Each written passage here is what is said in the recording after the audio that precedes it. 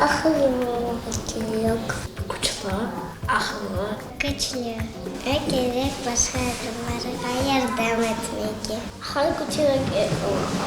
Güçlü. Gerek çalışmaya. Gerek biçmeye. Aşamaya. Güzel. Güçlü. Çalışmaya gerek. Oyamaya. Güçlü. Gerek olur. Aşamaya. Güçlü. Kızlara yardım gerek etmek.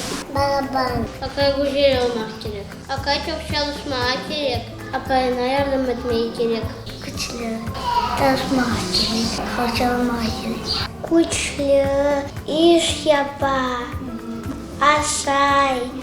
İşkiye bara. Anana yardım et.